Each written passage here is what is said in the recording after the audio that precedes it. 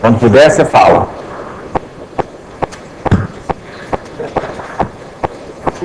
Travou? Pode ser. Pode começar, vai. Bom dia a todos. Tema da nossa aula. Essa coisa bonita. Essa coisa bonita aí. Sim. Podia. Próximo eu capricho mais. Bem, então, nós vamos falar um pouco hoje, sobre esses objetos chamados poliedros. E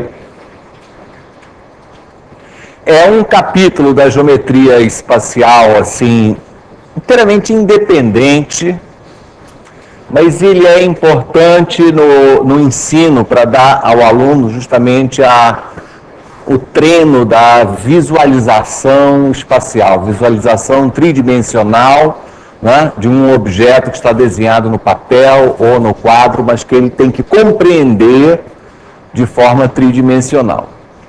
Além do fato dos objetos serem realmente interessantes. Bem, uma parte central dessa aula vai ser a demonstração da relação de Euler entre as arestas, faces e vértices. Vamos, talvez, ver os poliedros regulares e alguma coisa a mais. A relação que eu acabei de citar, a relação de Euler, conhece essa história, a relação de Euler dos poliedros? Como é que é isso, hein? Vértices mais faces igual a arestas mais 2. Tá? Essa relação, que é uma coisa belíssima, é uma fórmula simplíssima, e demorou muito tempo até que alguém intuísse, descobrisse. Os poliedros já eram conhecidos na Grécia Antiga, lá no tempo de Arquimedes, 300 a.C., esses sólidos eram perfeitamente conhecidos e se estudavam. Mas essa fórmula só apareceu de forma assim concreta em 1758. Euler, então, teve essa intuição que não em todos os poliedros, mas numa grande maioria, de uma grande classe de poliedros, chamados de poliedros convexos, essa fórmula é sempre verdadeira. Na verdade, essa mesma relação já tinha sido, não digo descoberta, mas suspeitada por Descartes, e daí para frente vários matemáticos foram descobrindo de forma relativamente independente, mas o curioso é que ninguém deu uma demonstração aceitável dela.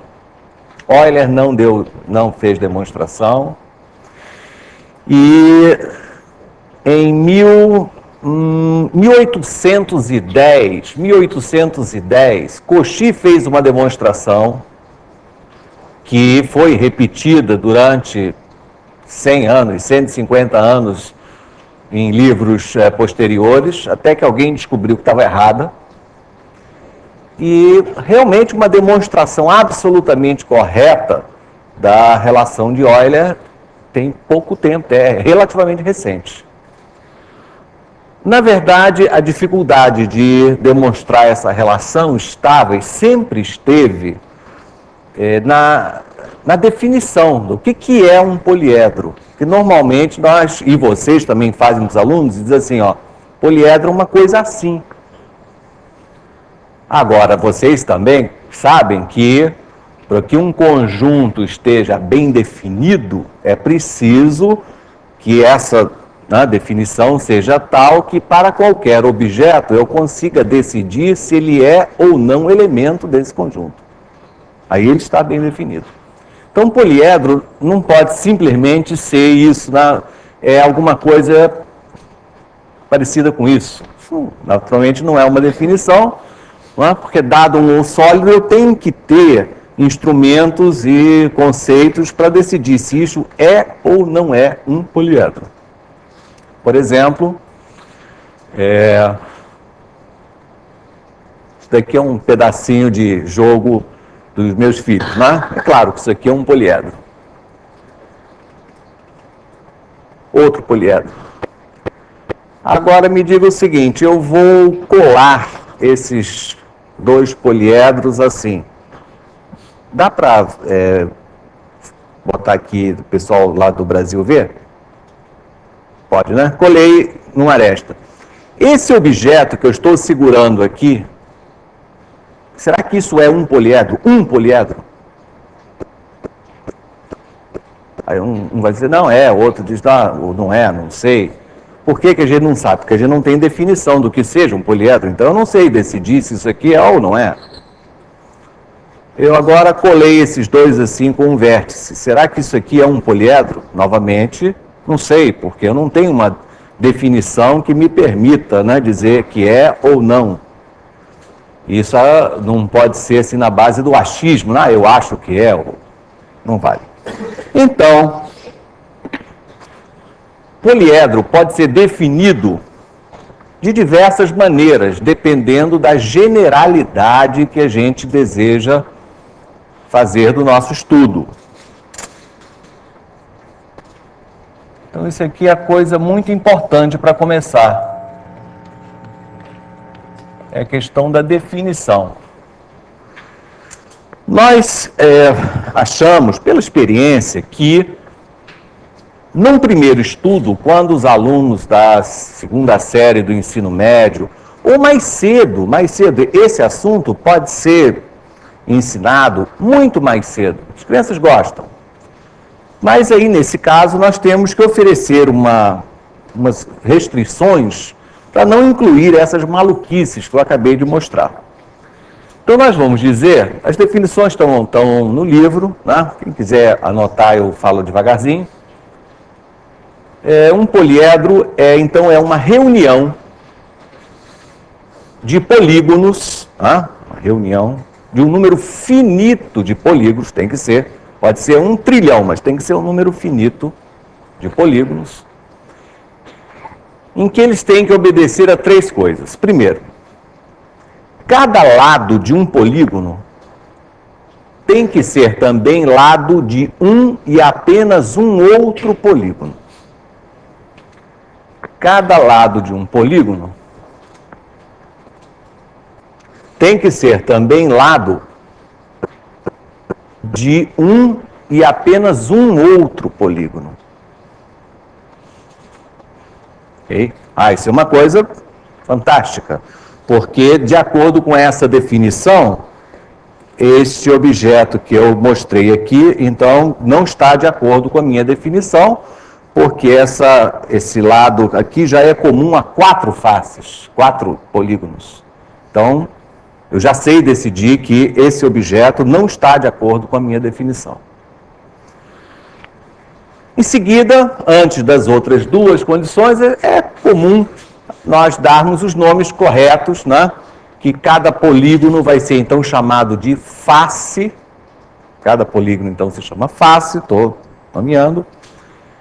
Cada lado, né? Cada segmento que é comum a exatamente 2 faces, nós vamos chamar de aresta, né? E cada vértice de um polígono também será chamado de vértice do poliedro. Então, a primeira condição, ela mostrou que 2 polígonos se juntam e possuem uma aresta em comum, e somente 2, né? Não pode ter 3 faces na mesma aresta comum. A segunda condição, ela mais ou menos que arruma a primeira. Segunda condição diz que a interseção de 2 faces ou é uma aresta comum, interseção de 2 faces, ou é uma aresta, ou é um vértice, ou é vazia. Isso é para impedir, né, que uma aresta conhecida como uma face, ou corte uma face, nós vamos tirar as maluquices, vamos limpar o primeiro item, né, acrescentando isso. Na interseção de duas faces, ou é uma aresta, ou é um vértice, ou é vazia. Pronto. Então, nosso desenho é um poliedro ainda. Para eliminar essa coisa esquisita, né? Aliás, abrindo um parêntese, em estudos um pouco mais avançados, esse objeto aqui é considerado perfeitamente um poliedro. Tá? Só aconselho que numa primeira abordagem, né, para as crianças, mas vamos deixar essas maluquices de lado, né? Então vamos acrescentar uma terceira condição para evitar que eu diga que isso aqui seja um poliedro.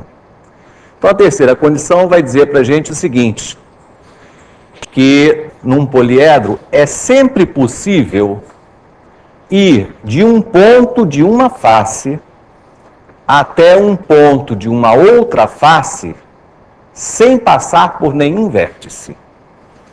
Então o poliedro, né, ainda tem nessa primeira definição, que é bastante restrita, a obrigação de que você marca um ponto numa face, marca um ponto na outra, e você pode caminhar sobre a superfície do poliedro de um ponto a outro sem passar por nenhum vértice. Essa terceira condição, né, elimina essa esquisitice aqui. Claro, né? Se eu pegar um ponto desse lado aqui, um ponto do outro, para ir de um ao outro, eu precisaria passar por esse vértice, então essa terceira condição elimina esse caso. Então nós estamos, né, agora com uma definição, e nossos poliedros, eu já compreendo bem o que eles sejam, são bem comportados, né, nessa primeira abordagem. Então eu já sei decidir quando que um objeto é um poliedro ou não. Repetindo então, os polígonos são faces, cada segmento comum a duas faces é uma aresta, e o ponto comum a três ou mais arestas, então se chama vértice. Vamos ainda começar a combinar umas coisas. Essa letra significa um número de faces.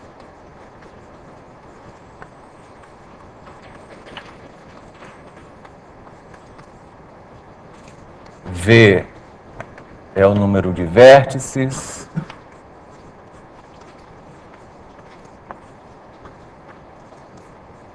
A é o número de arestas.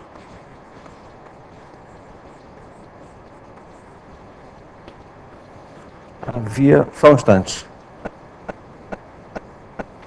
Havia ontem aqui uma reta tão boa. Ótimo. E vamos combinar o seguinte. F índice N representa o número de faces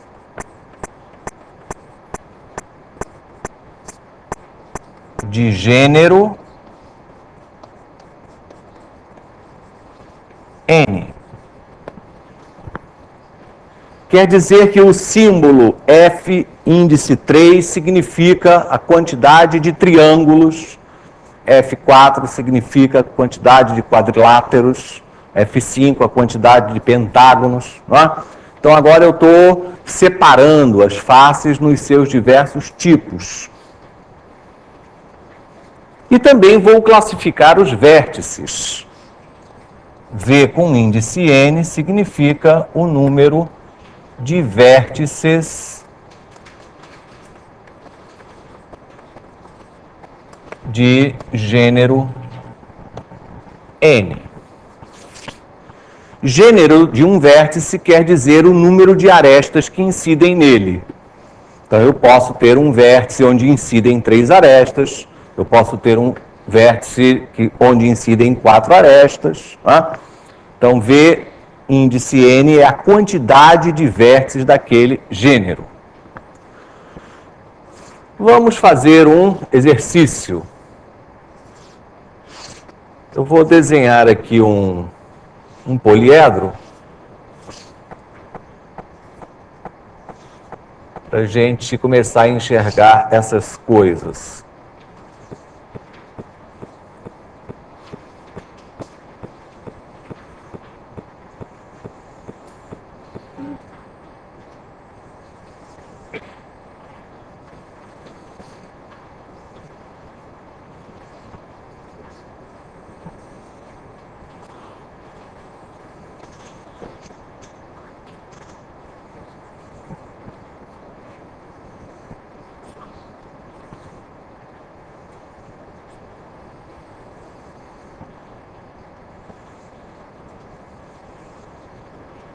Bom, isso aqui nada mais é do que, digamos, um cubo onde eu tirei um pedaço, certo?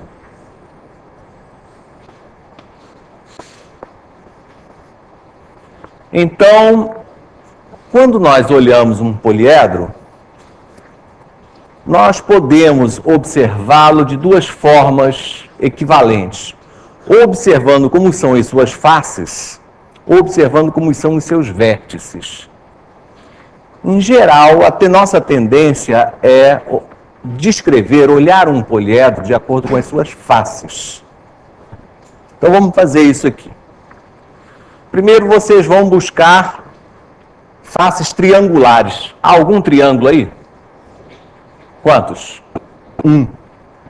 Então nós descrevemos assim. Faces triangulares, 1. Tá? F3 significa a quantidade de faces daquele gênero. F4, a quantidade de faces quadrangulares.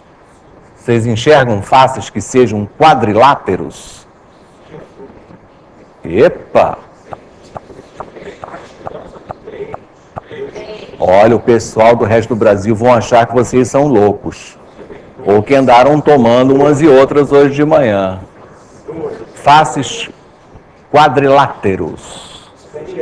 Espera aí. 1.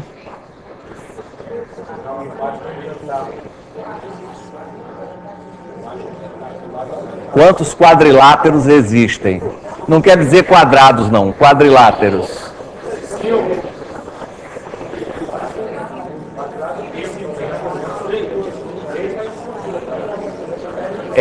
São 5, não é? Ah, bom. Agora chegamos a um acordo. Chegamos a um acordo. Alguém enxerga menos ou mais? Vamos... Alguém enxerga mais quadriláteros? Você achou quantos? 6. Você contou esse aqui? Isso não é um quadrilátero. Opa, já acertou. Essa face daqui, que forma tem? É um pentágono. Então ela já entra noutra categoria. F5, também 1. Todos? Olha, quando vocês derem aula disso, coisas desse tipo são absolutamente importantes, antes de qualquer conta, de qualquer cálculo. Exercício de visualização. Não é? Então você, no quadro, no papel, para a criança dar um sentido tridimensional e já verificar o que está na frente, o que está atrás. Eu já tive aluno, por exemplo, que achava que isso daqui, que essas retas se cortavam, por exemplo. Quer dizer, ainda não tinha desenvolvido aquela habilidade que, mesmo no plano, eu posso dar o sentido de profundidade, que uma reta está na frente, a outra está passando atrás. Então você, não digo perder tempo, né? Você dispor de algum tempo, com toda calma, para explorar diversas situações desse tipo, é muito útil, né, para o futuro dele desenvolver essa habilidade. Muito bem, então nós olhamos o poliedro do ponto de vista das suas faces. Vamos agora observar os vértices desse poliedro. Será que todos os vértices são do mesmo gênero? Não, quase todos, né? Então vamos lá. Vértices, ao todo, quantos vértices vocês enxergam? Ao todo, quantos vértices há aí? 9, né? Não vai achar que tem vértice por aqui, nada, né? São 9. Então, você vai contar todos os vértices de gênero 3. Quantos são os vértices de gênero 3? São 8, né? Quase todos. Se olhar para todos eles, né? Você vê vértices de gênero 3, são 8. E só há um vértice de gênero 4, que é esse aqui. Concorda? Então, observei.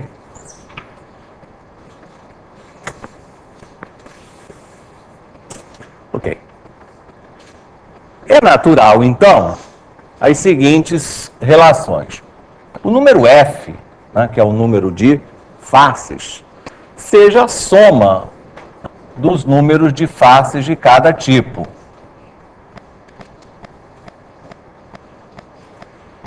Quando a gente faz uma descrição desse tipo, tá, eu estou implicitamente dizendo que F6, F7, etc. são todos zero. É claro que o número de vértices é a soma dos números de vértices dos diversos tipos.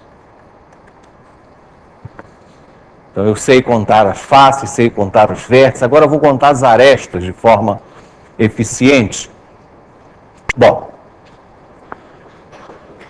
eu posso contar as arestas de duas maneiras. Eu posso contar as arestas observando como são as suas faces. Eu tenho um triângulo possui 3 lados.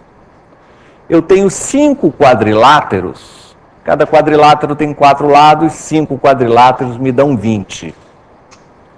E eu tenho um pentágono que possui 5 lados. Aí eu somo essas quantidades todas.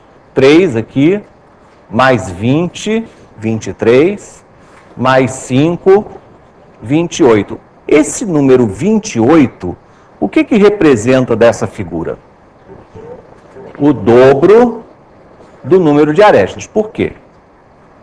Pela primeira parte da definição, tá?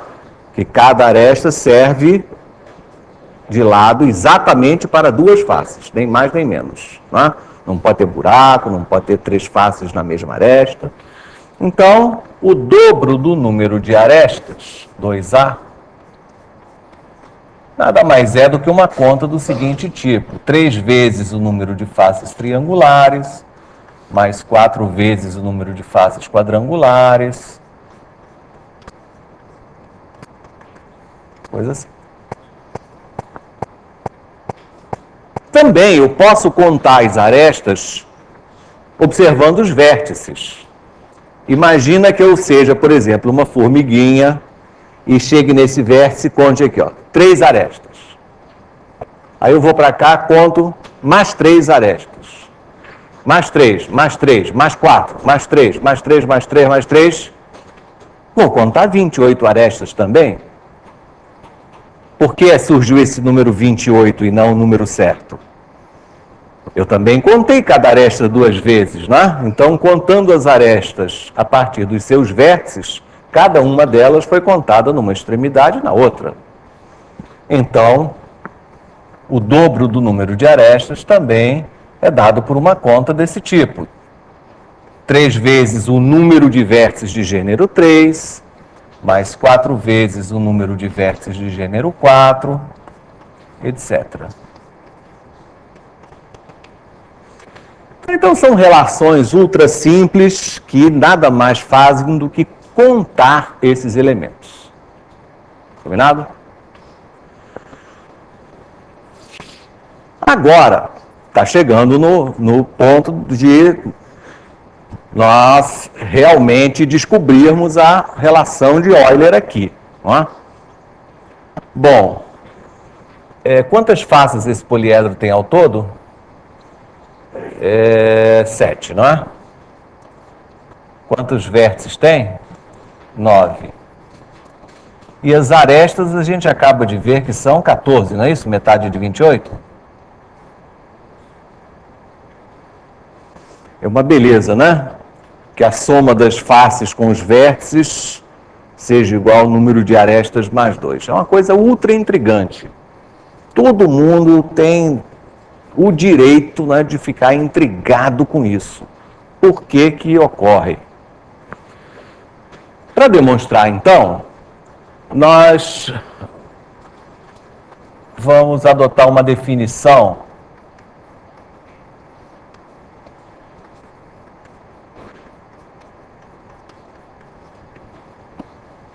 porque é aí que vale a relação de Euler nos poliedros convexos. O que é isso? Há algumas maneiras de definir conjuntos convexos, mas nós vamos adotar uma que é a que eu vou necessitar da demonstração. Que é a seguinte: nós vamos dizer que um poliedro, um objeto, enfim, é convexo quando qualquer reta que não esteja no plano de nenhuma face possua no máximo 2 pontos em comum com ele. Palavras mais simples. Um poliedro é convexo quando, se eu der um tiro nele, eu só faço 2 orifícios, no máximo. Eu posso tocar o poliedro num ponto, numa aresta, num vértice, mas no máximo eu só faço 2 furos se eu der um tiro nele. Tá? Essa definição serve para qualquer tipo de objeto. Então, qualquer reta que, evidentemente, não esteja contida no plano de face alguma, então ela tem no máximo 2 pontos em comum. Então, vem aqui a relação de Euler.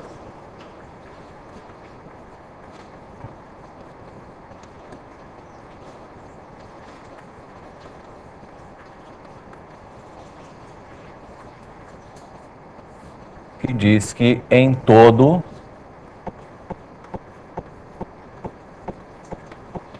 poliedro convexo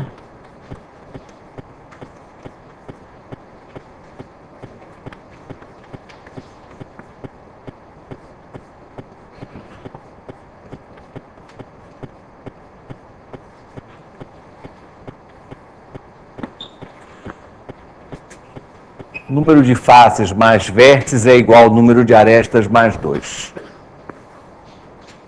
Os matemáticos profissionais preferem escrever isso dessa maneira, que é exatamente a mesma coisa, porque o resultado dessa conta V menos A mais F, ele é chamado de característica do poliedro. Então, existe toda uma família em que V menos A mais F igual a 2, e nessa família os poliedros convexos estão lá dentro, estão incluídos.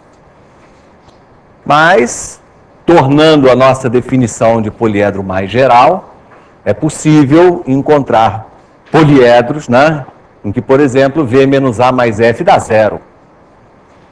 No fundo, é possível encontrar poliedros em que V menos A mais F dá qualquer coisa. Então, nós estamos nos restringindo aos poliedros onde isso daí vai acontecer, e nos poliedros convexos isso ocorre. Muito bem, então vamos fazer essa demonstração. Wagner, só um comentário. Na verdade, esse V menos A mais F pode dar diferente de 2, mesmo sem você ter essas esquisitices de vértice tocando, coisas parecidas. Você pega um cubo e faz um furo no cubo de um lado a outro, aí você obtém um poliedro no qual V menos A mais F não dá 2. Isso é um exercício bem interessante aí para vocês verificarem depois. Não tem nenhuma esquisitice, tipo vértice tocando, arestas tocando. Satisfaz perfeitamente as definições que o Wagner deu, mas nele, V menos A mais F não é 2. Deixa eu ir um pouco além, então. O V menos A mais F igual a 2, ele vale quando acontecer a seguinte coisa engraçada. Imagine o seu poliedro de borracha. Pouco por dentro, né? Só de borracha ali nas faces. Se você soprar, ele vai ficar gordo, né?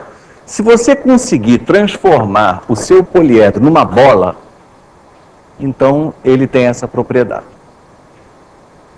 se você soprar o seu poliedro e você transformar o seu poliedro em algo diferente de uma bola, aquilo vai dar diferente. Por exemplo, nisso que o Paulo César falou, se você tem um cubo e faz um furo de cima a baixo,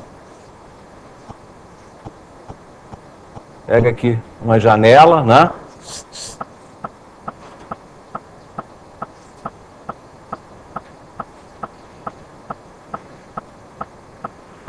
Pega um cubo e abre um furo de cima a baixo. Aí, se você soprar esse poliedro, ele vai se transformar em quê? Numa rosquinha, né? Num pneu. Pô, isso não é uma bola. Então, aqui, V menos A mais F não dá 2. Depois vocês podem até ver quanto é que dá o V menos A mais F aqui. Então, tá. Essa demonstração que eu vou fazer, como eu te disse, apareceram inúmeras demonstrações falhas da relação de Euler. Essa demonstração, ela foi feita, a ideia dela surgiu no ano de 1983. E foi devido a um professor aposentado chamado Zoroastro.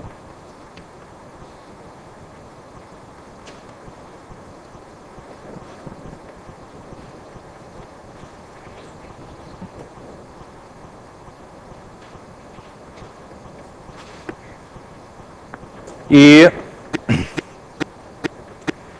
então nós pegamos a ideia, ele fez a demonstração. Aqui não vamos fazer a mesma, não vamos fazer uma um pouco modificada, mas a ideia que ele teve é que foi realmente sensacional. Que foi a seguinte: nós temos um poliedro e nós podemos somar os ângulos internos de todas as faces. Isso é muito fácil de fazer, né? Então, nós vamos numerar as faces.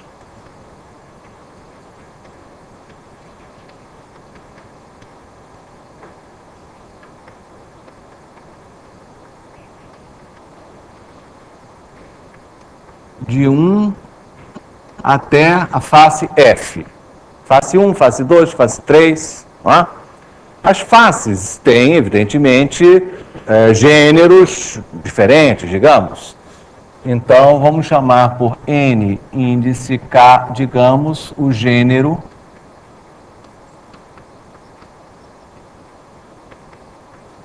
da face K. Face de número K. E nós vamos, então, imaginar o seguinte: quando eu faço uma projeção de uma figura, de um polígono, tá imaginando um polígono? Vamos projetar um polígono num plano não paralelo. Tudo muda, não é? Os comprimentos dos segmentos aqui do polígono original e os comprimentos lá da projeção são diferentes. O perímetro do polígono não é igual ao perímetro da projeção. Os ângulos, cada ângulo interno do polígono, na projeção vai se projetar de acordo com um ângulo diferente, salvo raríssimas exceções. A área se mantém? Se eu tenho a área de um polígono e projeto, a área do polígono projetado é a mesma? Não, muda. Muda quase tudo, mas tem uma coisa que não muda, sabe o que é? É a soma dos ângulos internos. Então, se você tem um octógono, ele tem uma soma dos ângulos internos. Você projeta, vai ser um octógono também. E a soma dos ângulos internos só depende do gênero do polígono, e não da sua forma. Então, essa foi a ideia de Zoroastro de perceber isso. Que a gente pode, na projeção, mantém a soma dos ângulos internos. Não mantém cada ângulo, mas mantém a soma. Então, vamos somar. Então, vamos calcular a soma dos ângulos internos de duas maneiras.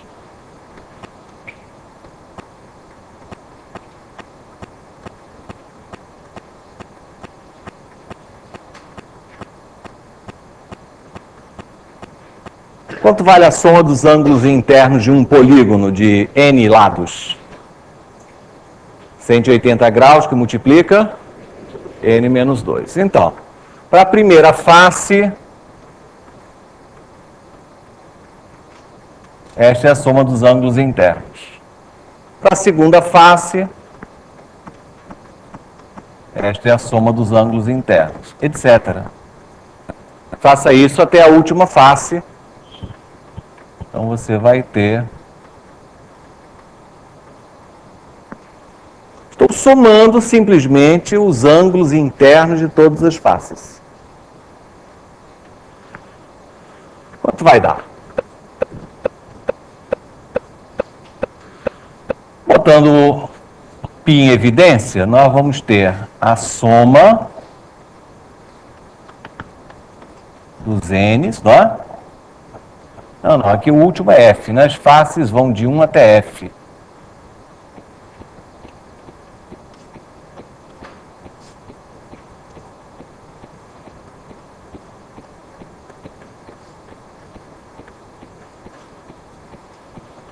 Veja se concorda. Tá? O que é isso? Pensa aí um minuto menos até para decidir o que é essa soma nesse primeiro parênteses. Número de lados da primeira face, mais número de lados da segunda face, mais número de lados da terceira face, até a última. O que vai dar isso? O dobro do número de arestas pelo primeiro item da nossa definição de poliedro. Não é? Então, isso aqui dá o dobro do número de arestas. No segundo parênteses, eu tenho uma soma de parcelas iguais a 2. Quantas parcelas existem? F parcelas, uma para cada face, né? São F faces. Então, isso aqui dá 2F. Portanto, a soma dos ângulos das faces, né, do poliedro vai dar esse resultado aqui. Simpático, não é?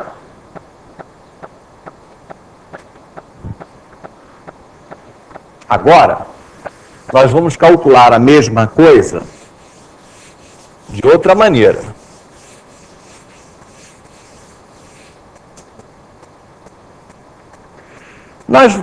O meu poliedro é absolutamente qualquer, mas para tornar a coisa mais concreta, nós vamos olhar para esse aqui. Nós vamos fazer o seguinte, vamos fixar uma reta R que não seja paralela a nenhuma face. Será que eu sempre posso imaginar uma reta que não seja paralela a nenhuma face? Claro, né? O número de faces é finito. Então, R não é paralela a nenhuma face. E nós vamos também inventar um plano perpendicular a essa reta, deixando o poliedro de um lado, acima dele. Tá? Vou chamar esse aqui de plano horizontal. E vamos projetar o poliedro nesse plano de acordo com a direção da reta R. Vai dar uma figura ali embaixo, claro. Mas então vai ficar talvez um pouco complicado, então nós vamos fazer isso em duas etapas. Para fixar as ideias, vamos imaginar que lá em cima esteja o Sol a pino e ele esteja então iluminando de cima para baixo o poliedro e os raios solares são exatamente as retas paralelas a R. Há retas que tocam, que furam o poliedro na parte de cima e furam o poliedro na parte de baixo e furam o plano H em um ponto. Então, há retas paralelas a R que furam o poliedro em A, furam novamente o poliedro em A', então vou chamar de A1, A2 e furam o plano em A'. que eu estou usando quando eu falando dessa maneira? Eu estou usando o fato que o poliedro é convexo. Tá? Nós vamos dizer que a linha é tanto a sombra de A1 quanto é também a sombra de A2. Em outras palavras, a linha é a projeção de A1 no plano H e também é a projeção de A2 no plano H. O Sol, tá, ilumina uma parte do poliedro. Então, alguns vértices estão na região chamada iluminada. Então, nós vamos chamar de V1 o número de vértices iluminados. Essa maneira de falar quer dizer que estão na parte de cima. E na parte de baixo, né, os vértices não recebem a luz do Sol, são os vértices sombrios. Bacana, né?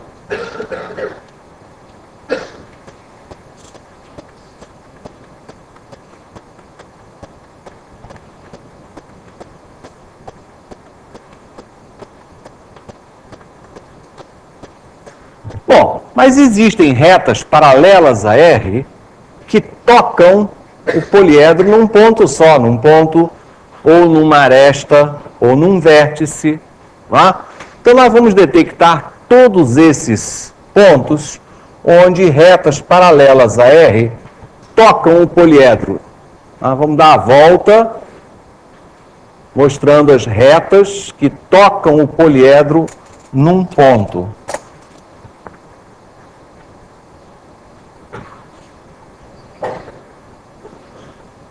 Esta poligonal, formada por arestas, que eu estou destacando, separa a parte iluminada da parte sombria.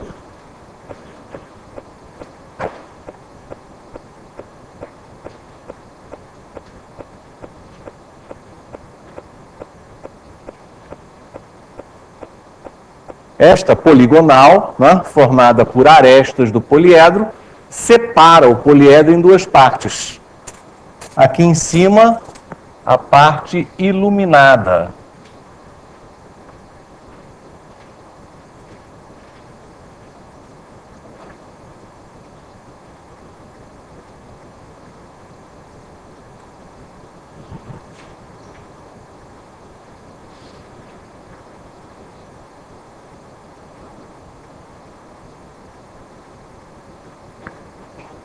Veja a parte iluminada.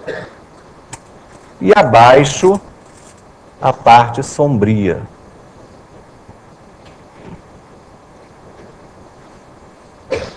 É bem romântica essa demonstração.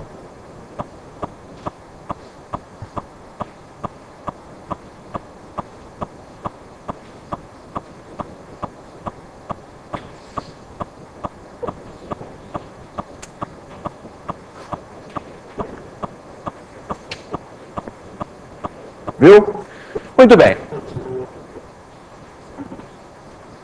Falta ainda escrever que V0 é o número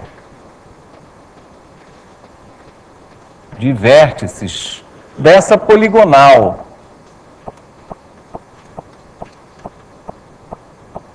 Vou chamar de contorno.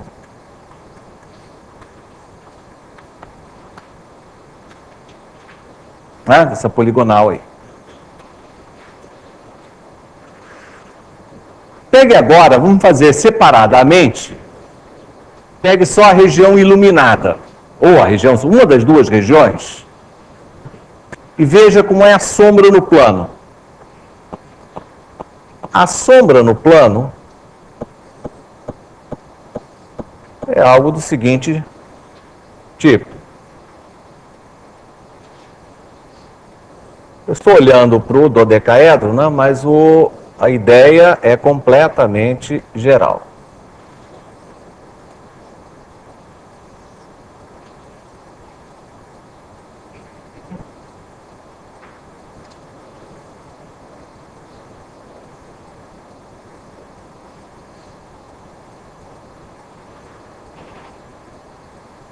Uma parte iluminada, por exemplo, projetada nesse plano, vai dar uma certa sombra. Que é assim, uma projeção, um aspecto da projeção. Agora vamos somar os ângulos internos. A gente sabe que a soma dos ângulos internos se mantém. O que eu tenho? Nos vértices iluminados, a soma dos ângulos em torno deles, na projeção, agora é 360 graus. Antes não era, não é? Aqui a soma dos três ângulos em volta desse vértice é 360 graus? Não. Mas se eu projetar, pegue um vértice desse tipo, a soma dos ângulos é 360 graus. Então a soma dos ângulos internos é número de vértices iluminados vezes 360 graus.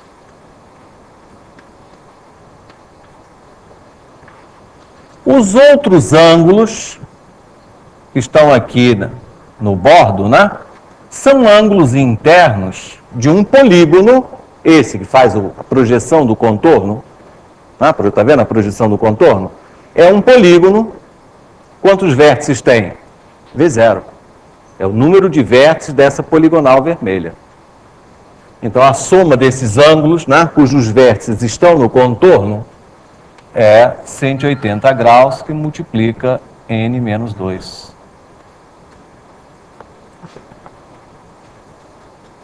Tira fora a região iluminada, pega a região sombria e faça a mesma coisa. Vamos somar os ângulos internos, então, que é da projeção da parte sombria. Os vértices sombrios, que podem ser em quantidade diferente dos vértices iluminados, não é? Eles são chamados de V2, então vou ter 360 graus vezes o número de vértices sombrios, e mais uma vez o contorno, não é? Então vou ter uma outra parcela igual a essa, π V0 menos 2.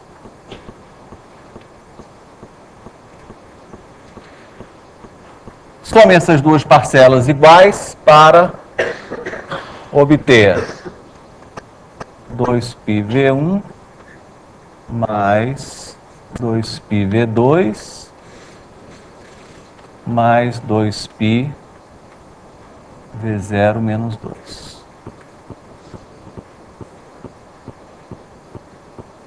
Ou ainda, a mesma soma dos ângulos internos agora, calculada no plano H, na projeção, é 2π, que multiplica V1 mais V2 mais V0 menos 2. E veja, que sorte, ali estão todos os vértices, verdade? Então, a soma dos ângulos internos é 2π V menos 2, calculado agora de outra maneira. Está pronto. Tá? Igualando essas duas maneiras, esses dois resultados, V menos 2 é igual a menos F, e, portanto,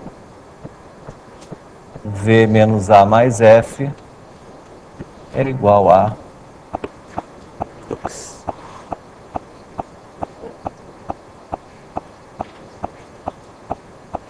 Essa demonstração, ela pode demorar um pouquinho, né, de tempo para fazer, para preparar, mas ela usa apenas conhecimentos muito elementares.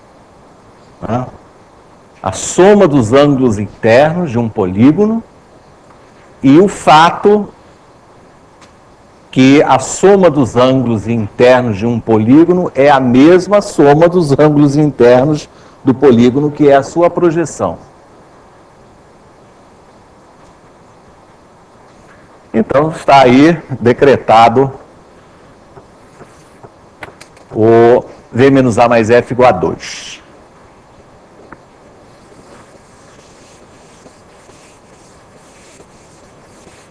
Bom, há muita coisa que mostrar, eu vou ser assim, um pouco rápido, por causa dos exercícios da tarde, eu preciso dar umas dicas. Eu não fiz nenhum exercício, nenhum exemplo.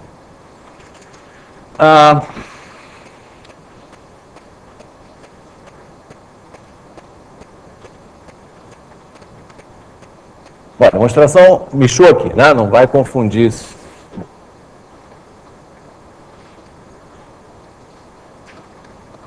Vamos pegar essa relação que conta as arestas.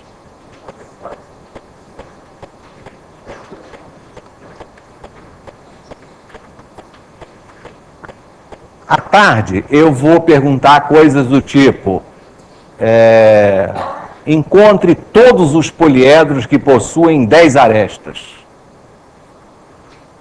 Mostre como são os poliedros que têm 15 arestas e 9 vértices. Então, como é que se faz isso, pelo menos com números pequenos?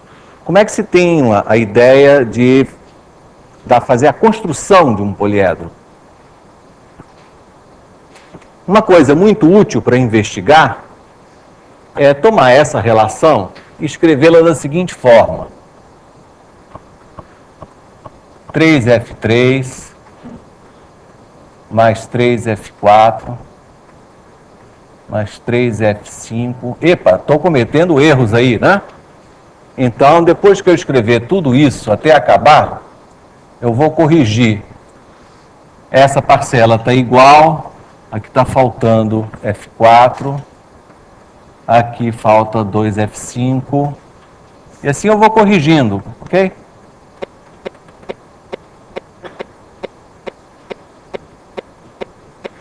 Isso daqui me permite escrever, botando 3 em evidência, eu tenho F3 mais F4 mais F5, né? Isso é exatamente o número de faces do poliedro. Mais um resto, que é muito útil, esse restinho aqui, que vai se propagar dessa forma. Na próxima parcela aqui, seria o quê, hein? Próxima parcela? 3F6, 4F7, etc., não é? E ela me mostra uma coisa interessante, que esse número 2A é maior ou igual que o número 3F num poliedro. Olha aí. Porque 2A é igual a 3F mais alguma coisa. E vamos pensar um segundo, quando é que vale a igualdade, né? Quando é que num poliedro 2A é igual a 3F? É quando tudo que tem da minha mão para a direita é zero. Ou seja, o poliedro não tem nenhuma face quadrangular, nem nenhuma face pentagonal, nem nenhuma face maior do que essas. Portanto, é um poliedro que só tem o quê? Faces triangulares. Então, um poliedro que só tem a face triangular, tipo, me dá um exemplo de um poliedro que só tem a face triangular. Tetraedro, tá bom. Icosaedro, muito bem.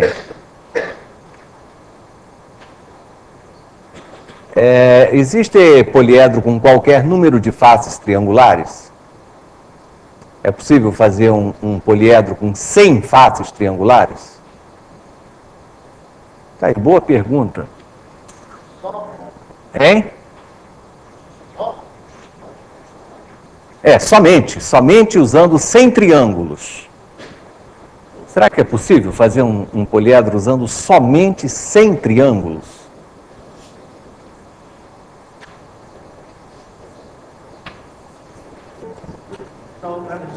Não é possível. Por quê? 100 triângulos. Sim. É 100. O número de faces é 100. 150 arestas. Bom, com o número ímpar de triângulos, você quer dizer que, com certeza não, né? Mas com o número par, por enquanto, nada contra. O fato de não ter nada contra, será que tem alguma coisa aí a favor que realmente eu possa construir?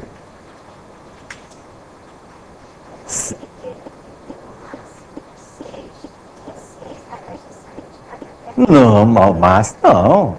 Quer ver? Vou fazer um aqui na sua frente.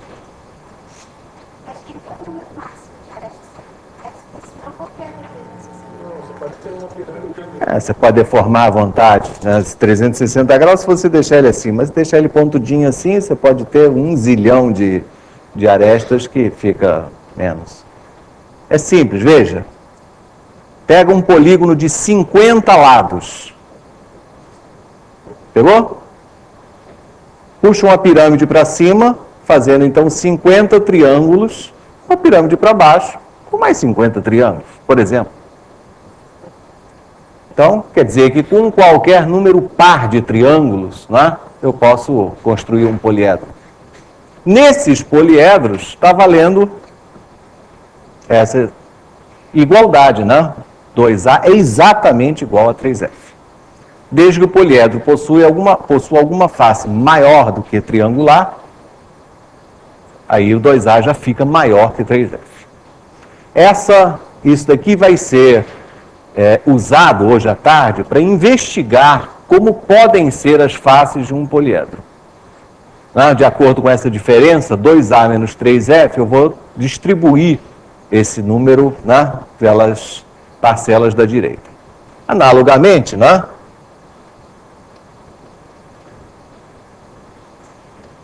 2A é maior ou igual que 3V também.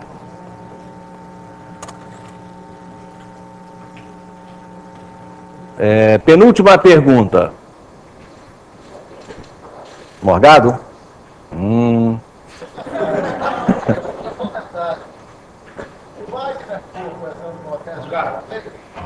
Wagner, por coesão de modéstia, talvez, os colegas de outros lugares. É preciso de um micrófono.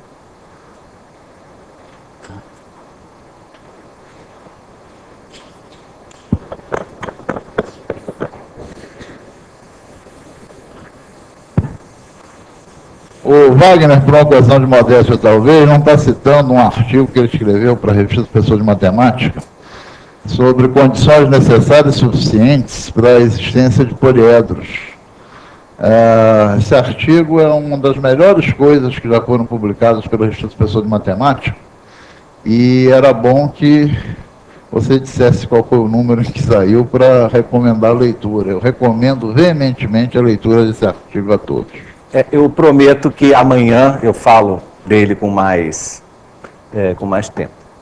Mas já nessa mesma linha, eu perguntaria o seguinte: imagine 3 números inteiros e positivos que satisfaçam A mais 2 igual a F mais V. Será que necessariamente existe um poliedro com essas características, desde que esses 3 números satisfaçam essa condição? A resposta é não. É muito fácil a gente dar exemplos de coisas absurdas, tipo A igual a 10, F igual a 11, V igual a 1. Então, há outras condições que, além dessa, garantem a existência de um poliedro convexo. Uma outra condição é essa aqui. E a terceira é um dos exercícios da tarde, que a gente então vai ter ocasião de comentar. Bom, já dá para dar uma certa dica sobre como proceder nos exercícios da tarde. É fundamental, quando a gente começa a dar aula disso, mostrar os poliedros regulares. Os poliedros regulares são sólidos belíssimos. Os poliedros regulares convexos são aqueles que, primeiro, têm todas as faces regulares, todas iguais, e todos os vértices também de mesmo gênero. E só existem 5 desses poliedros, chamados regulares, que já eram conhecidos desde a antiguidade, associados aos elementos da natureza, terra, ar, água, fogo, universo. E não deu para falar neles aqui, mas eu recomendo. Vamos ligar aqui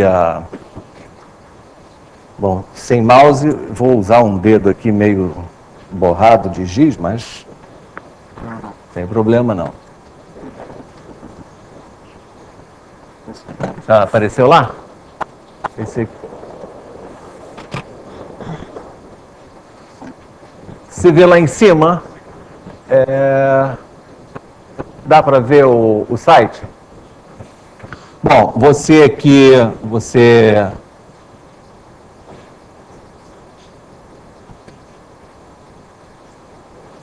como é que faz funcionar aqui, PC? Como é que faz? Eu quero dar um enter aqui. Oh. Sim, você tem o poliedro, você pode mexer nele. É um horror isso aqui, né? Ele se mexe, você pode interferir no movimento dele, né? Você para. É um horror esse negócio de stop. Você seleciona, né, o poliedro que você quer, ele se mexe.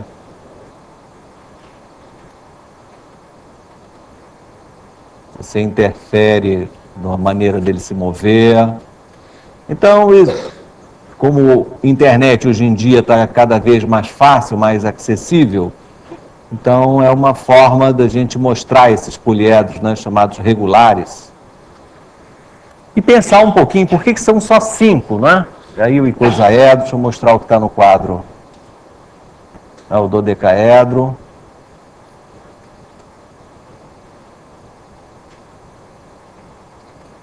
Se a gente tiver um tempinho, hoje à tarde, fazer um comentário como justificar para um aluno nosso que os poliedros regulares são somente 5. Por que não pode ter mais? Antigamente foi uma pesquisa, uma luta enorme para achar mais poliedros regulares e nunca ninguém teve sucesso. Até que Euler disse, que besteira, só existem 5 mesmo. Então isso tudo nós vamos tentar comentar hoje à tarde, ok? Por hora, obrigado. E daqui a pouco, matemática financeira com Morgado. Professor, Diga. eu poderia só falar sobre Platão, o que tem a ver com o que a gente está estudando, que Platão satisfaz dessa forma, mas só poderia só comentar alguma coisa? Até posso. Amanhã seria melhor, porém, poliedros de...